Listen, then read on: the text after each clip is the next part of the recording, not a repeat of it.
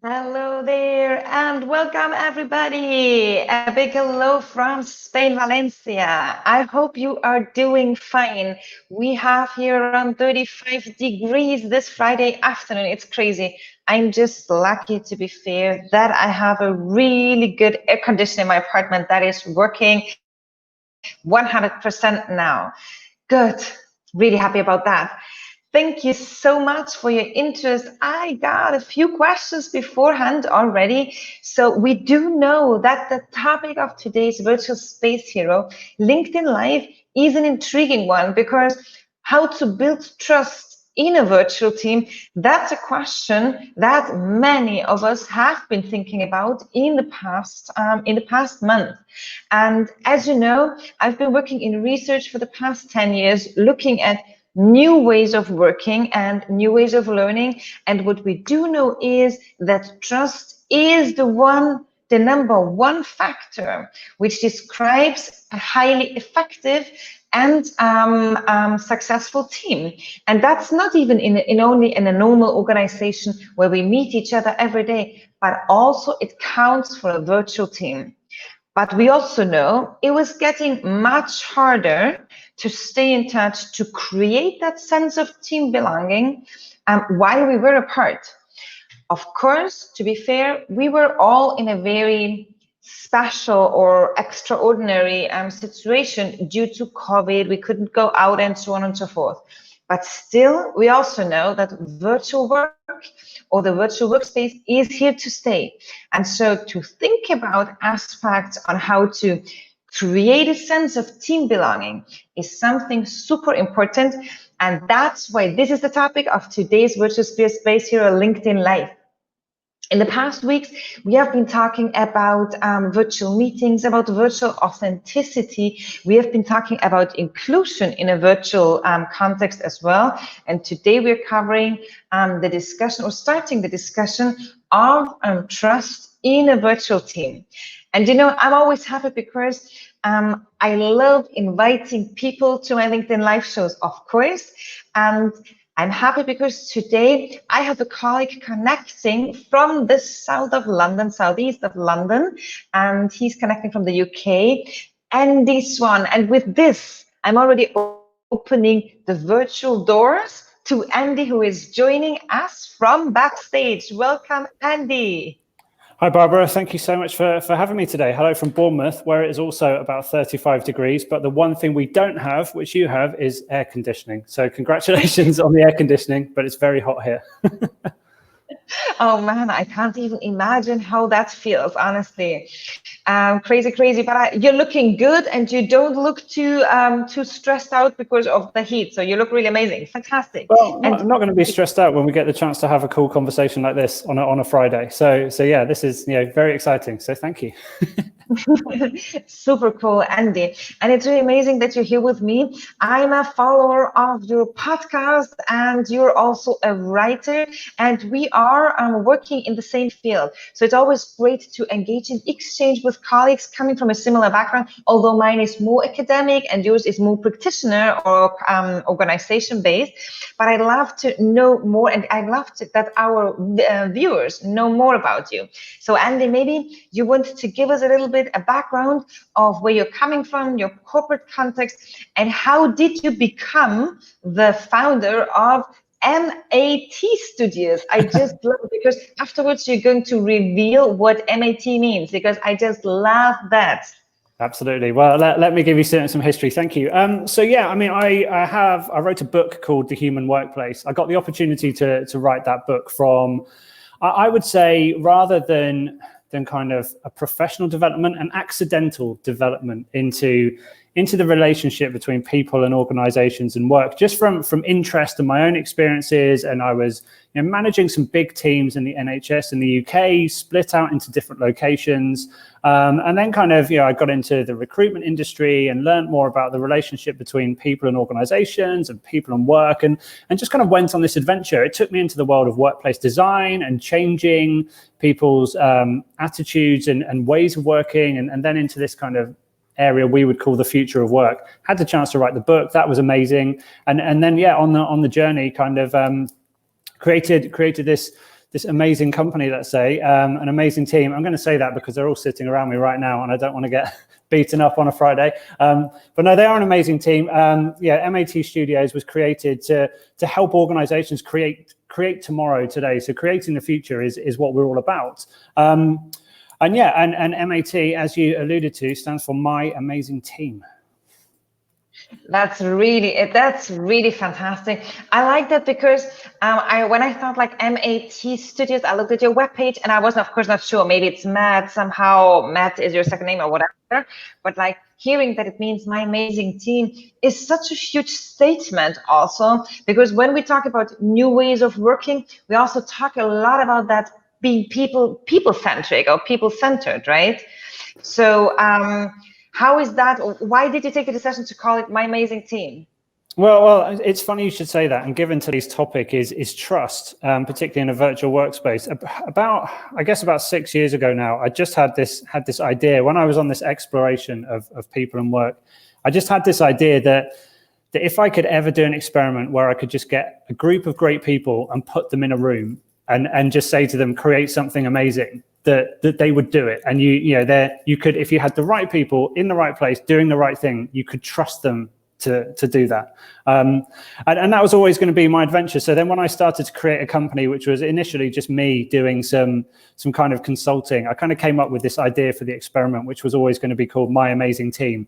But it was kind of an ironic company name to start with because it was just me originally, but with a view to building My Amazing Team, but who would also be an amazing team for other organizations to help them. And I think that's kind of how we operate. We don't see ourselves as kind of service providers or we're a supplier or something like that. We see ourselves as partners and very much kind of integrating with whether it's the people who we work with or the clients that bring us in. We kind of see ourselves as part of an ecosystem, and that's the spirit of My Amazing Team.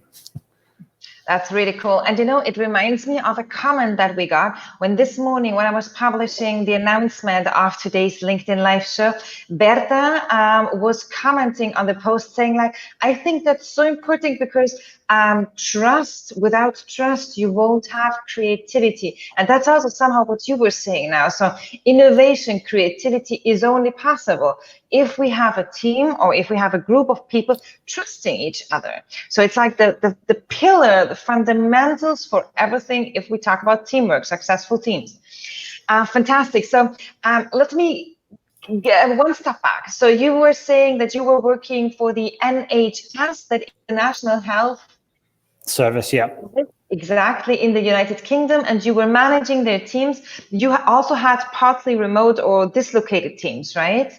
Yeah, absolutely. So I'd jump in as well and just say that kind of idea of trust being the basis of amazing teams, I would absolutely agree with. But the other thing I would add to that is diversity, because if you're going to create creativity and innovation, you need the biggest diversity of perspective possible. You don't just need a group of the same person having the same idea and knocking it around. And that's the key, bringing diversity of perspective and trusting that diverse group of amazing individuals to do amazing stuff and giving them the structure to do it. But I know we'll get onto that shortly. But yeah, I was working for the NHS. I worked for some quite famous hospitals.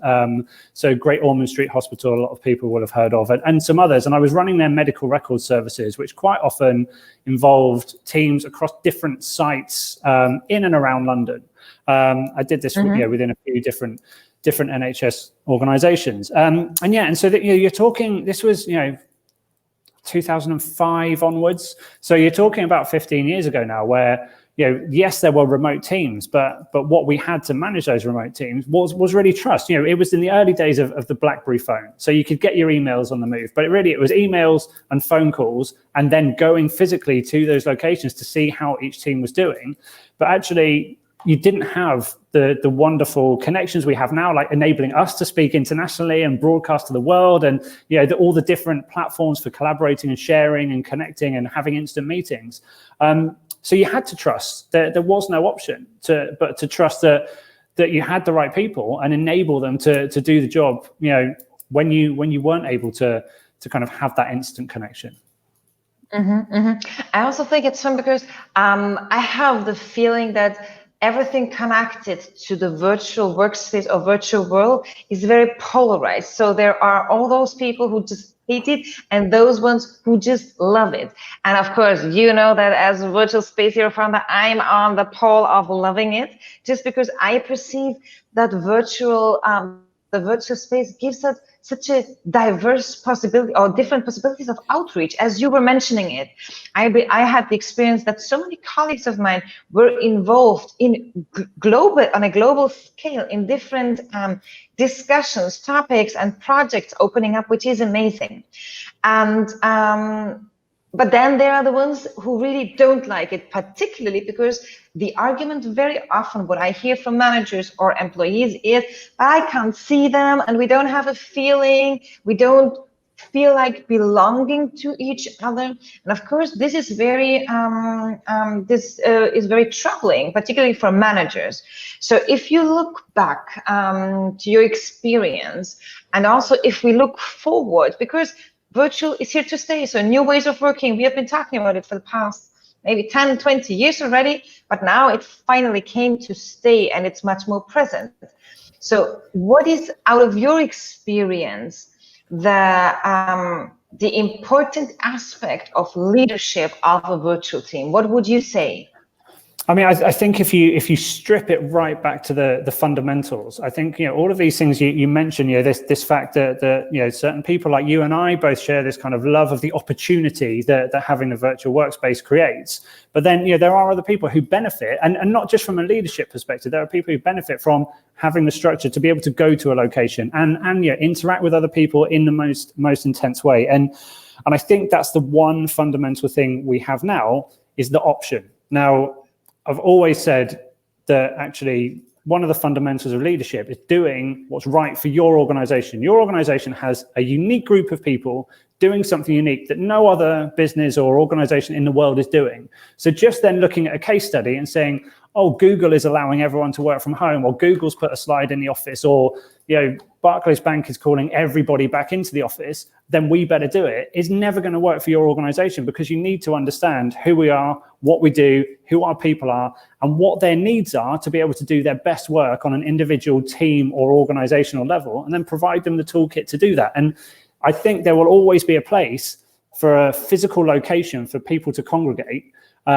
You know, and it's an analogy I always use, like a sports stadium. Where's the most intense place to support your sports team? That's being in the stadium with the team, kind of watching them. But if you can't be in that stadium, you can, or, you know, sometimes you might not want to be in that environment, you can still support the team from watching in a bar with some friends, or even at home listening to on the radio. But you can still be connected in the way that suits you at that time, and play a part as part of that kind of community. And I think that's the thing. We've got options now, but it's a big fundamental of leadership is working out how best to leverage those options to be able to create the best solution for your people, and actually plug into your people, really understand who they are. And it's something we say all the time in our work, whether it's with organizational work or innovation work. Actually, the best people to tell you what they want is the people who are going to be using it. So the best people to tell you what they want from your organization or workplace are the people within that organization or workplace.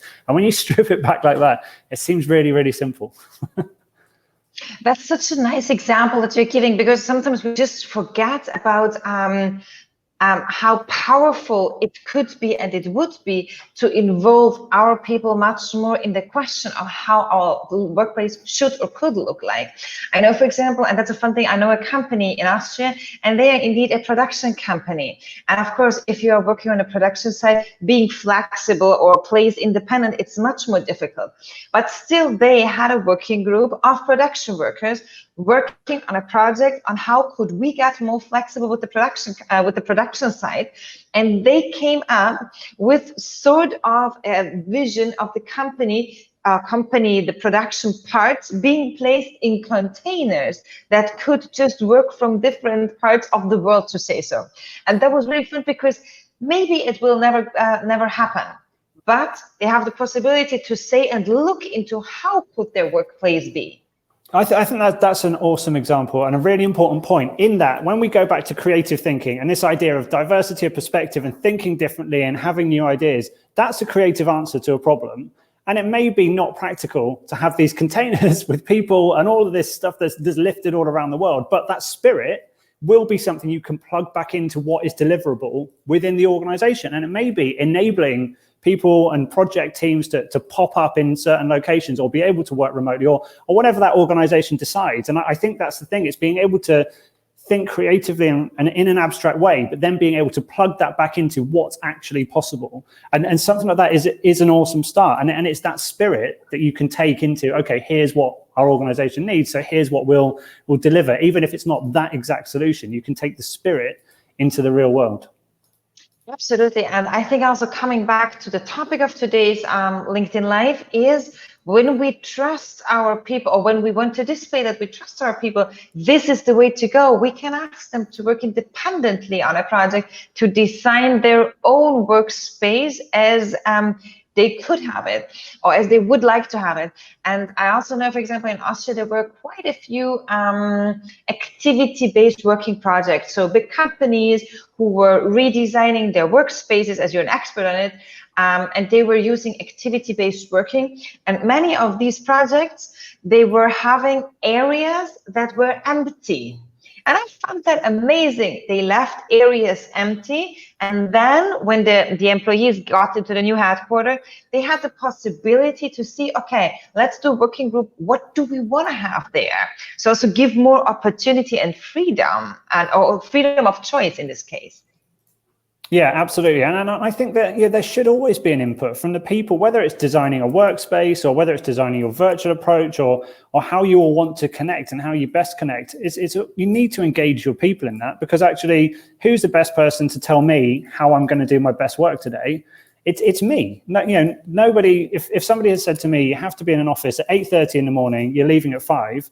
Actually, I walked into our office at 11 o'clock this morning, but I've been on phone calls since 6 a.m. And then I took my time to have some breakfast, and then I took a walk into the, and it enables me to work out when I'm productive, when I can collaborate. And, I speak to who I need to speak to. We make sure that we connect at the right times and do the activities needed to create the outcomes we need to create, but without those restrictions that just say, I'm going to force you to work at a time or in a way or in a location that isn't conducive to you doing your best work. And I think that's the great opportunity here. And it is a shift, that shift from a management to leadership point of view, where traditionally managers know everybody will be in the office 8:30, 9 o'clock, everybody leaves at 5, nobody leaves before that. You take 1 hour for lunch, that's your working day. Everything else about your life you can do outside of work. But we live in an age where we're connected all the time, and the lines between life and work are blurred, and there's statistics that back up that well-being is essential for productivity. So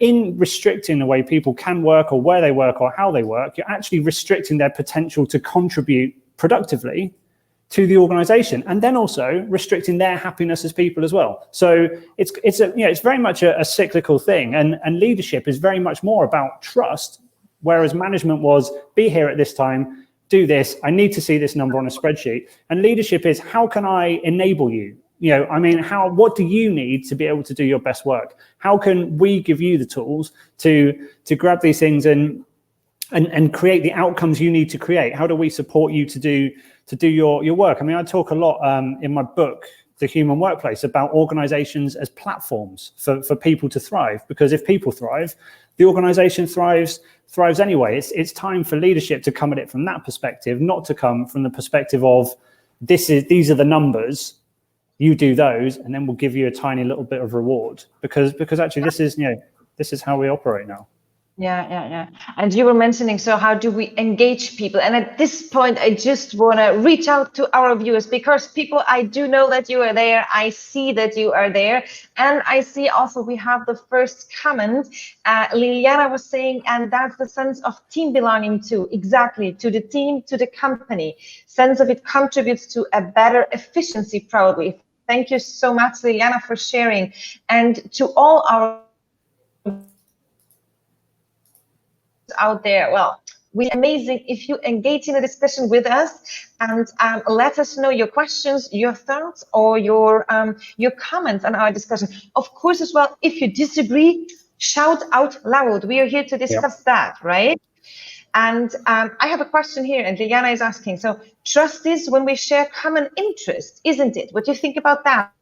Absolutely. Going back to the idea of Oh yeah, absolutely. Going back to the idea of organizations as platforms for people to thrive, and this shift to leadership and trust and creativity and innovation, and all of these things are part of this complete shift. And absolutely, to be able to trust people, to enable that trust, to have them trust you and you trust them, you need the right people in the right place. And that's exactly it. The people who are in the right place share that common interest, because they share that interest in common success, however you describe success. So absolutely, Liliana, I'm 100% with you on this. Fantastic. Thank you so much. Absolutely. So we were talking about engaging people, the move from control to trust, management to leadership. And you were already mentioning a very hot topic. So do we control when people work, or do we leave them their space to decide on their own? Of course, we're not going to touch on labor law issues, because we both of us are not labor law experts, but still this is a big thing. And of course, always you need to be within the labor law of your country. But still, if we think about free or being time independent, what is your take on that when it comes to trust? What is the most important part leaders need to think about? I mean, I think it's really easy to get pulled into this idea that everybody can work really flexibly, and that all workplaces and all organizations are kind of have this opportunity. But we know that different workplaces have different requirements. If your restaurant is open from 10 a.m. to 10 p.m., your chef can't decide that he's going to work from 11 p.m. until 2 a.m. because there's a need for that thing. And equally, in manufacturing, machines have to run in a certain location at a certain time. But within that, there are parameters within your organization that these are the basics. You have to do. Don't break the law. Meet the labor laws. Run the machines or the parameters of your business to deliver what it has to do. So take them, but start with absolute freedom within those parameters. Don't start by saying this is a really closed-in structure, and then we're going to give you little pockets of freedom. Because if you enable freedom within the absolute parameters, people can then select, okay, within these requirements that I have to meet, this is how I can do it. This is the way. But then the leadership role then becomes very much about coaching and actually serving the organization. There's been this long tradition of hierarchical management where you kind of bow down to your seniors, and there's very political, you have to please this person, and if they decide something, you go with it even if you disagree. But actually leadership's the reverse of that, and it is trusting and serving your team to say, what do you need to do your best work? We'll provide that, and enabling them to do it, and then trusting that they do. And if there's an issue, then dealing with that kind of as you go in a kind of coaching kind of consultative way, rather than this spreadsheet says this, it doesn't match, we have a problem. So yeah, I think that's really important. And let's see, we're just getting another comment there. Thank you so much. Gradiola is writing, even as a remote worker, we have working hours which we needed to comply to. Just as you were mentioning earlier, sometimes they do not fit the working hours exactly. Do you believe somewhere in the future there will be flexible working hours, and the focus will be in work delivery and turnover instead of rigid working hours? What is your take on that? And thank you very much, Gradiola, for your question and your comment. Thank you so much, Gradiola. Look, but I think as we were just saying, I think it's there's a way to go in an ideal world. Can people do their best work when they have as much flexibility as possible? Absolutely. Is that always possible? No, because of the parameters of work. So it's difficult. Yes, it would be great to see more organizations moving down that route, and there's so much to do. And 2020 is actually just by necessity, instead of this being by choice, it's been by necessity, push this stuff forward. And actually this big kind of flexible working experiment happened without, we couldn't avoid it. And now it's proving that actually these things can work and more flexibility can be given. And actually you're seeing that it's now on the agenda. It's on the news every day. There's, are we going back to the office? Are we not going back to the office? How are people going to get to work? How do people work? Do people like working remotely? Do they hate working remotely? But the great thing is, regardless of your opinion, it's now on the agenda, but it's up to the leadership of organizations to take that forward and work out what is best for their people to do their best work. And yeah, it would be lovely to think we move down that line, but who knows? I think that's a super important take that we also see in research, of course, there is not a best way to go. Google is allowing everybody to go into remote working, and then they're calling them back, as Google Switzerland did, for example, years ago when they were in a crisis. But it doesn't matter what others are doing. It's really about you and your people that you need to think about. Because, and I'm not sure if it's a correct English term, but I usually use like maturity level. The maturity level of your organization and your employees. Think about leadership. Leadership as well. We cannot apply the same leadership characteristics to each and everybody because people are different and we need different leadership styles as well. And therefore, we need to adapt our leadership behavior, but also our policies when it comes to remote working, remote places, or whatever policies we want to integrate, right? Absolutely, and I think this this line of conversation is now leading into the comment we've just had in from Jill here as well. So yeah, should I let you read that one out? Well, which one do you mean? The one we just had in from Jill at 12:23. And I think this is really relevant to what you were just saying. So yeah, this idea that everyone can bring their best selves to work in the same way, at the same time, and the same place every day is crazy because we're individuals. This is perfect, Jill. And we are individuals. We're not all happy, sad, well, unwell at the same time. We're not all productive at the same time. But sometimes we need to collaborate. Sometimes we need conversations. Sometimes we just need to go somewhere that isn't home. Somewhere we just need to be somewhere to feel connected to the purpose of what we're doing. And that's the balance here. And I think you need to trust people that. And again, if you're talking about the shift to activity-based working, trust people to do what it takes to get their activities done and give them the platform that enables them to do that. Don't hit them with a stick. Just trust them to do that, and trust that there's a conversation there to check in on them, coach them through it, make sure they have that support to do it. And I think that's the thing. That's where the trust comes in. It's actually that enablement as leadership to facilitate that. I think facilitation is a good word here.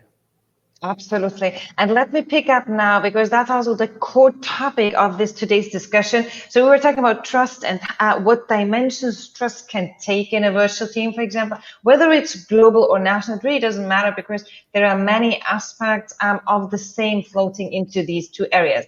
And what Jill is asking here, and that's the second part of her aspect, is, however, if people are not coming together in a shared space time, how do we build trust? And that's really an important question. So what is your favorite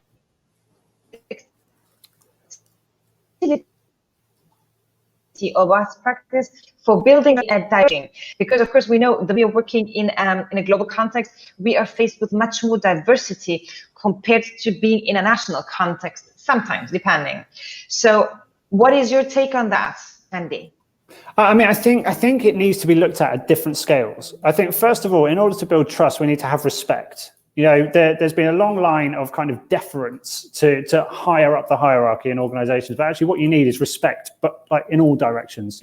Whether you're the CEO talking to somebody whose job it is to clean the toilets, respect that. And respect their opinion and respect their capability. And I think you need to look at that. I think you need to trust on the individual level. Colleagues need to trust each other. That if something needs to be done, that I can trust that person to do that.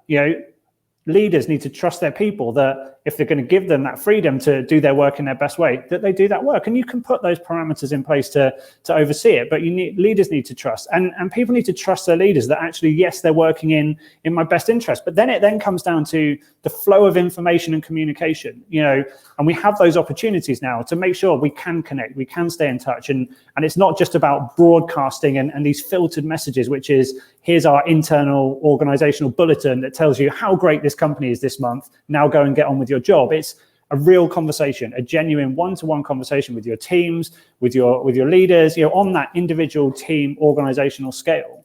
And the flow of information needs to be enabled across an organization, which interestingly is the same flow of information that enables diversity of perspective to flow, which then fuels creativity, which then fuels the innovation, which, as we know, is such a buzzword that all organizations need to innovate to survive and thrive. So it's these same things that are moving organizations into being future ready, and are all part of the same kind of ecosystem.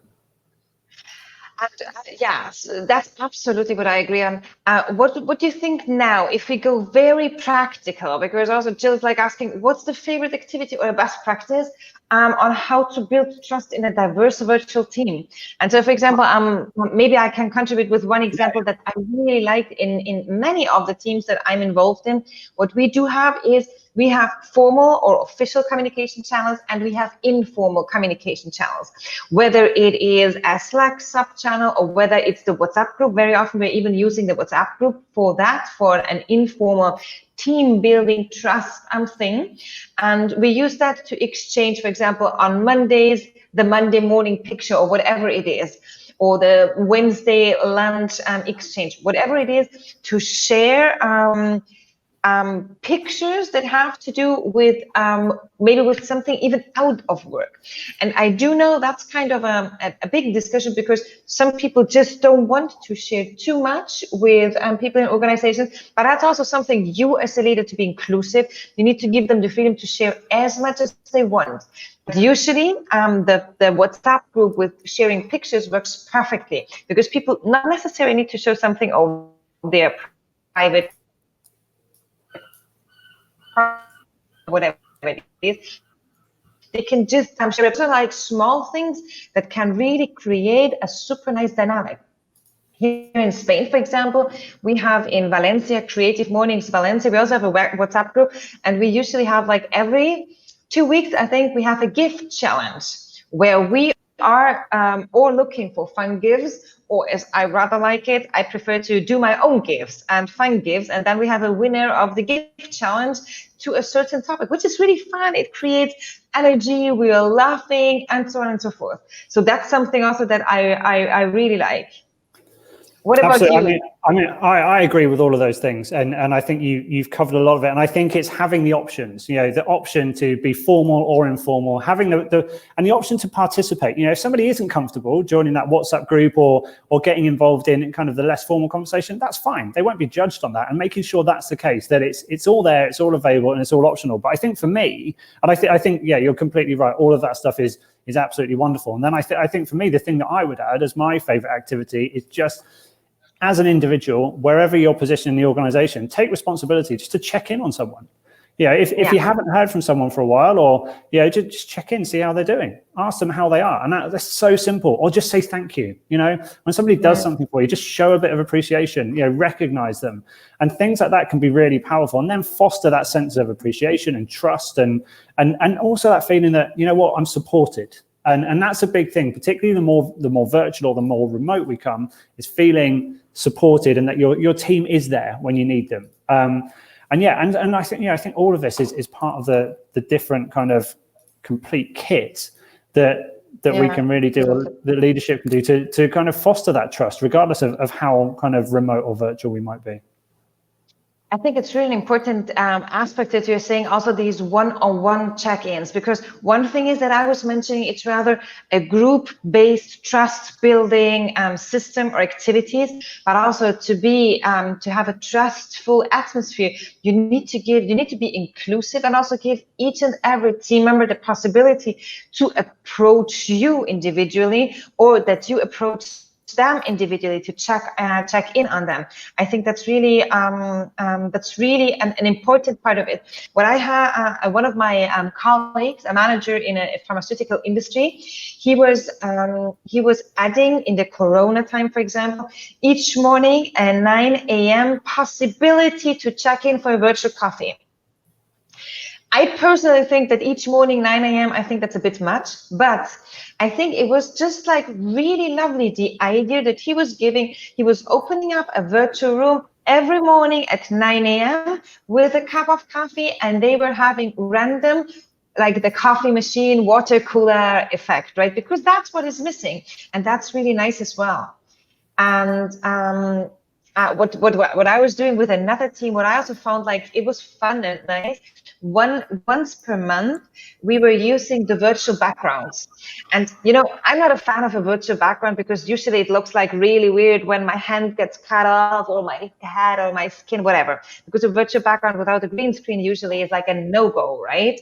But how we are using, or how I'm using the virtual background, for example, is everybody puts in a background picture of an office location that he or she wants to work from at one point, or I don't know, whatever, a mountain that he or she climbed on.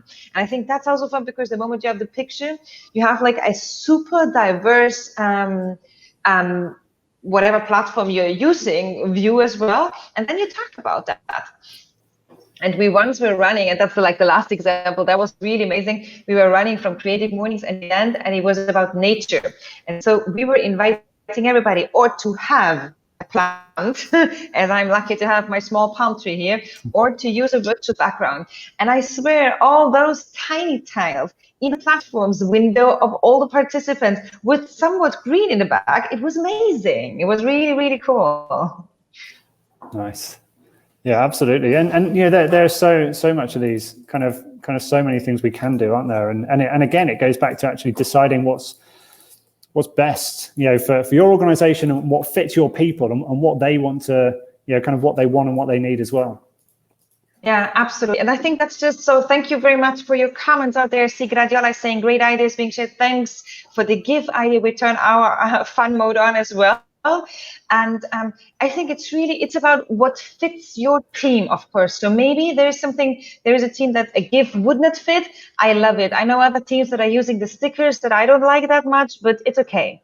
And Jill is also saying, thank you very much for the feedback. Great ideas. Thank you both for sharing. So amazing. Thanks.